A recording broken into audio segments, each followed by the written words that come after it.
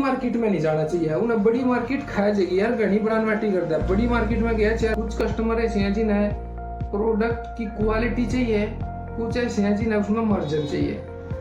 तो उस तरीके से हमने फिर काम करना पड़ा है। मतलब मैनुअल मशीनों की कॉस्ट बहुत कम हो गया, वे बहुत सस्ती मिल जाए, पर मैं 2 चैलेंज सबसे ज्यादा फेस करने पड़े। एक, राम राम भाई, आज हम बात करेंगे नोटबुक मैन्युफैक्चरिंग के बिजनेस के बारे में। नोटबुक मैन्युफैक्चरिंग का बिजनेस तो बड़ी दुनिया कर रही है और अपने अपने अलग अलग लेवल पर ये बिजनेस कराया जा सकता है। इस तरीके से मैं बात करूं कि एक इसकी मैन्युफैक्चरिंग खातर हमें मशीनों की सबसे पहले जरूरत हुआ है। और मशीनें इसकी 3 टाइप की है, एक मैनुअल, एक सेमी ऑटोमेटिक, दूसरी ऑटोमेटिक मशीन। मैनुअल मशीनों की कॉस्ट बहुत कम हो गया, वे बहुत सस्ती मिल जाए, पर मैं 2 चैलेंज सबसे ज्यादा फेस करने पड़े। एक तो लेबर की जरूरत ज्यादा से ज्यादा रहेगी, मतलब लेबर हमने 7, 8, 8, 10 बंदे अपने दूर रखने पड़ेंगे काम के अकॉर्डिंग। और दूसरा चैलेंज है कि हमने उस खातर एक बड़े स्पेस की जरूरत रहेगी, मतलब एरिया बहुत ज्यादा चाहिएगा। और हमने रॉ मटेरियल रखना, मशीन अलग अलग काम करेंगी, तो उस खातर छोटी छोटी मशीन हमारे बहुत कम पैसों में ये बिजनेस शुरू हो जाए है, उस तरीके से जो मैनुअल काम करे। और फिर वही बात है कि 7-8 बंदों की तनख्वाह देनी होगा हर महीने, तो वो भी बड़ा चैलेंज है। और दूसरी बात करें सेमी ऑटोमेटिक या ऑटोमेटिक मशीनों के बारे में, जो कर मैं अपनी बात बताऊं तो मेरे पास सारी ऑटोमेटिक मशीनें हैं। तो सारी फुल्ली ऑटोमेटिक मशीनें होने के कारण मैंने 2 फायदे हुए हैं। एक तो मैंने एरिया बहुत ज़्यादा की जरूरत नहीं है, बहुत कम एरिया में मैं अपना सेटअप लगा रहा हूँ और काम कर रहा हूँ। दूसरा, हमने जरूरत नहीं ज़्यादा लेबर की। हम सीजन पे एक लेबर रखा है, बस सीजन पे है। अब मार्च अप्रैल में, मतलब जो है नवंबर दिसंबर में हमने स्कूलों के ऑर्डर मिलेंगे, तो हम दिसंबर में ही लड़का रख लेंगे। और दिसंबर जनवरी फरवरी मार्च अप्रैल मई तक रखा है उसने। फिर उसके बाद फिर काम थोड़ा कम हो जाए, और कम होने के कारण जितनी हमारी डेली की टारगेट हो गया ना, जितना हमने डेली काम करना है उतना हम खुद कर ले हैं। तो फुली ऑटोमेटिक मशीनें थोड़ी महंगी तो हाँ, पर उनका ये फायदा है कि हमने किसी की तनख्वाह देने की जरूरत नहीं होती, ना ज्यादा तनख्वाह देनी, ना ज्यादा बिजली का बिल होना, मतलब उतनी बड़ी सी समस्या नहीं होती। बस समस्या यही है कि शुरू में ही पैसे बहुत ज्यादा इन्वेस्ट करने पड़े। और हम एक बंदा रेगुलर मतलब रखे हैं, उसका अलग फिर सीजन पे मतलब 2 या 3 रखे हैं। दूसरी बात, मेरे दो रहना पूरा मतलब लाइनोमेटिक और रूल्ड होकर ही पेपर आवे। मेरे द्वारा पेपर आवेगा उस तरीके से हमने पेपर की कटिंग करनी होगा, बस छोटा बड़ा जो कर कॉपी बनानी है, रजिस्टर बनाना है, उस तरीके से मेरे द्वारा पेपर आवे। तो पेपर ना हम काट के कॉपी का अलग कर लेंगे, रजिस्टर का अलग कर लें। तो मेरे द्वारा drawing book, scrap book, designer sheet, register, copy,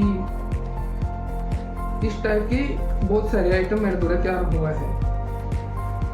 तो हम अपने सेटअप पे बहुत ज्यादा सी भीड़ नहीं रखते लेबर की हमें जरूरत भी नहीं है। हम अपना अकेले ही काम कर ले हैं, और जितना जरूरत होगा उतना तो कर ही ले हैं। ज्यादा काम बढ़ेगा तो उस हिसाब से लेबर रखने भी पड़ जाए रेगुलर, बट अभी कोई जरूरत नहीं है इतनी। तो ठीक काम चल रहा है, उस हिसाब से हम अपना खुद कर रहे हैं, ठीक चल रहा है। तो जो लाइनोमेटिक वो जो ऑटोमेटिक मशीनें हैं वे आवेंगी आपकी, जो सेमी ऑटोमेटिक मशीनें हैं वे आ जाएंगी आपकी लगभग 12-15 लाख रुपए तक की आ जाएंगी मशीनें में।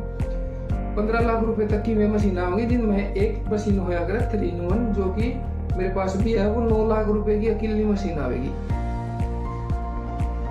मतलब 18% GST इंक्लूडेड, 18% GST भी उसमें ऐड है, वो लगभग 9 लाख रुपए की आवेगी।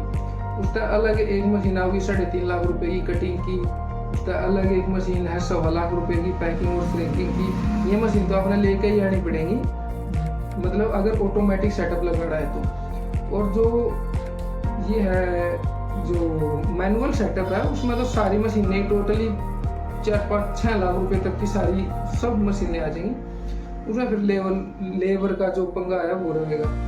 तो हम अपने द्वारा कापी तैयार कर रहे हैं इस टाइप की, जैसे कि ये कापी है, ये कापी 20 रुपए वाली है। ये कापी हम मतलब इस काम में कुछ समस्याएं हैं जो फेस करनी पड़ा है, जिसमें सबसे बड़ी समस्या है कस्टमर को सेटिस्फाइड करना। कस्टमर सेटिस्फाई हुआ रेट तय। कुछ कस्टमर ऐसे हैं जिन्हें प्रोडक्ट की क्वालिटी चाहिए, कुछ ऐसे हैं जिन्हें उसमें मार्जिन चाहिए। तो उस तरीके से हमने फिर काम करना पड़ा है। मतलब जिसने मार्जिन ज़्यादा चाहिए उस तय हम पेज की क्वालिटी या फिर क्वांटिटी में कॉम्प्रोमाइज करावेंगे।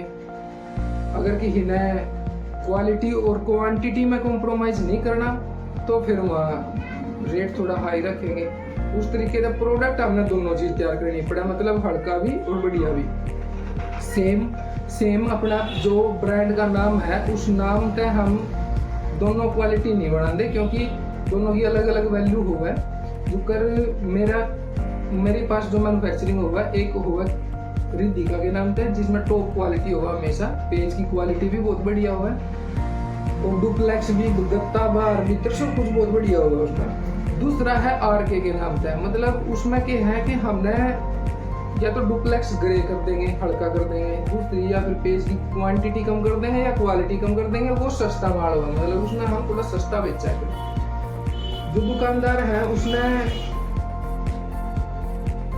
मार्जिन बढ़िया चाहिए तो आरके वाली कॉपी ले लेगा, जिसने मार्जिन ज्यादा नहीं चाहिए, बढ़िया चीज बेचनी है, वो रिद्धिका के नाम से जो कॉपी है उन्हें खरीद लेगा और वे बेचेगा। और तीसरी बात भाई, देख जो शुरुआत का काम हुआ है ना, जो शुरुआत बिगिनर है जिन्हें काम सिर्फ शुरू ही करना है या फिर शुरू कर ही है, उन्हें बड़ी मार्केट में नहीं जाना चाहिए। उन्हें बड़ी मार्केट खा जाएगी यार, घनी ब्रांड मैटी कर दे। बड़ी मार्केट में गया 4-5 लाख रुपए का माल दे दो, 20,000 रुपये हर हफ्ते में आपसे देते रहेंगे, फिर आपके 2-3 लाख रुपए आपके आए, 2-3 लाख का फिर माल मंगा लेंगे आप पे, मतलब आपके 4-5 लाख रुपये में अपने पास रखेंगे 20-20 हजार देते रहेंगे। उतनी पूंजी काम शुरू करने वाले टाइम पर आदमी द्वारा नहीं होती, क्योंकि सारा जितना अगाऊ आदमी में काम शुरू करने में लगा था, उसके बाद फिर मार्केट बैलेंस करना बहुत बड़ी समस्या हो जाए। तो मार्केट बैलेंस करना है तो इस खातर हमने चाहिए शुरू के 1-2 साल, जो कि गलती नहीं करनी चाहिए। बड़ी मार्केट में जाने की, बड़ी दुकानों पे नहीं जाना चाहिए। हालांकि वो माल ज्यादा खरीद लेंगे, बट अपना नु लगेगा कि गाड़ी बराबर का माल की जा रही है, पर उसमें उतनी कमाई नहीं होती, अपने खर्चे पूरे करने भी मुश्किल हो जाएंगे। तो इस बात खातर हमने चाहिए जो गाँव में छोटी दुकान है ना, रिटेल काउंटर है जितने भी गाँव में, परचून की दुकान है, हमने डायरेक्ट उनसे सप्लाई लेनी चाहिए। कोई ज्यादा बड़ा काम नहीं है, डेली जाओ अपना 20-30 दर्जन कॉपी का टारगेट बनाओ, उतनी सप्लाई करो, उसकी गेलो स्टेशनरी भी सप्लाई होगा अच्छे खासे, मतलब आप अपना कलेक्शन कर लोगे। इतना मतलब बढ़िया 2 पैसे ठीक कमाए जाएंगे अगर हम डायरेक्ट रिटेल काउंटरों पर सप्लाई देंगे। तो हमने मेरे हिसाब से इस बिजनेस के बारे में जो जानकारी मैंने देनी चाहिए थी, जो मेरे फिलहाल ध्यान में थी, वो मैंने बताई थी। और इस अगली वीडियो में हम अपने सेटअप ने एक्सप्लोर करेंगे, मतलब हम दिखावेंगे कि हमारा सेटअप कितने एरिया में लग जाएगा, कितनी जगह में है, कौन सी मशीन हमारे दूर है, मतलब कौन सी मशीन किस तरीके से काम करे है। हम ये सारी चीज अगली वीडियो में दिखाएंगे। धन्यवाद।